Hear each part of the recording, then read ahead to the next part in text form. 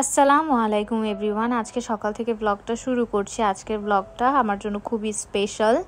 আর আমি এখানে সকালবেলা ঘুম থেকে উঠে নাস্তা করার আগে আমি কাপড়গুলো ভিজিয়ে দিয়েছি, কারণ বুয়া এসে যেন কাপড়গুলো ধুতে পারে। আমি ভিজিয়ে দিই, বুয়ার জন্য ওয়েট করি না। কাপড় আগে থেকে ভিজিয়ে রাখলে ভালো, যেটা আমি আমার চাচির কাছ থেকে শিখেছি যে কাপড়গুলো আগে ভিজিয়ে রাখলে ভালো হয়।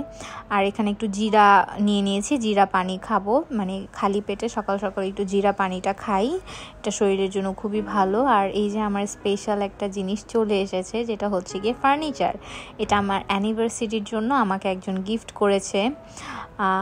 আমার হাজব্যান্ড না, আরেকজন, যার নাম আমি এখানে নিতে পারবো না কারণ তার নাম নেওয়া নিষেধ আর কি। আমি নিয়ে নিয়েছি।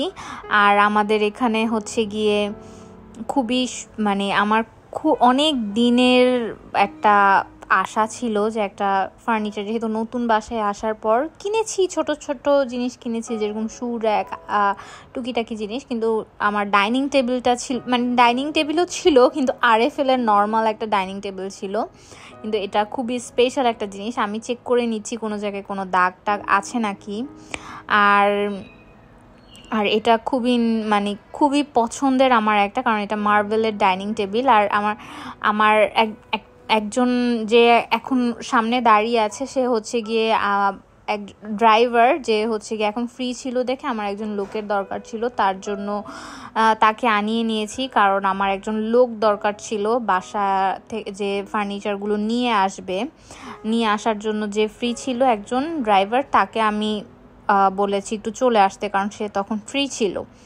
আর তেমন কিছু কারণ মার্বেলের জিনিসটা খুবই মানে সেনসিটিভ, এটা ফেটে যেতে পারে, ভেঙে যেতে পারে, খুব সাবধানে আনতে হবে। সো আমি অবশ্য আমার আরেকজন ড্রাইভার ছিল মিলন ভাই, যে আমার বড় বোনের গাড়ি ড্রাইভার, সে ফ্রি ছিল না দেখে আমি রহমত ভাইকে আনিয়েছি।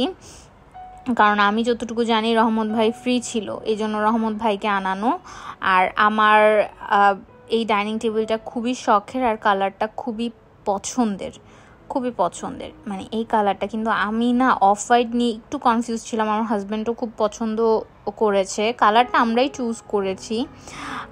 কালারটা চুজ করার জন্য আমাদেরকে কয়েকটা ডাইনিং টেবিলের ছবি দিয়েছিল, তো ওখান থেকে চুজ করা।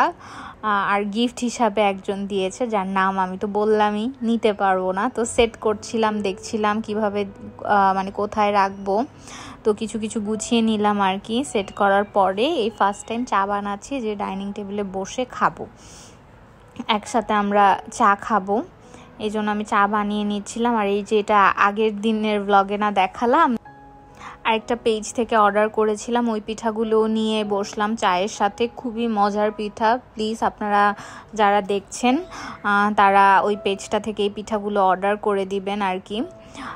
ইরে মার্ট ছিল পেজটার নাম।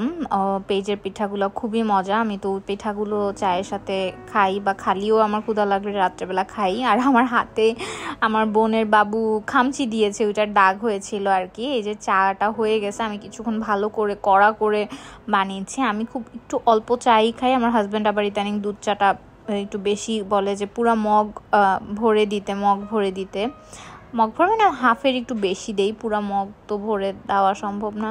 আমার হাজব্যান্ডের খুব মন খারাপ, একটু সুরাও পড়ছিল ফোন থেকে দেখে ওনার মাকে মিস করছিল আর কি। আমার শাশুড়ি যেহেতু গুলশান একে থাকে, তো উনি আমার শাশুড়িকে মিস করছিল, ওনার একটু মনটা খারাপ হয়ে ছিল দেখে আমারও খারাপ লাগছিল। আজকের জন্য এতটুকুই, আল্লাহ হাফেজ।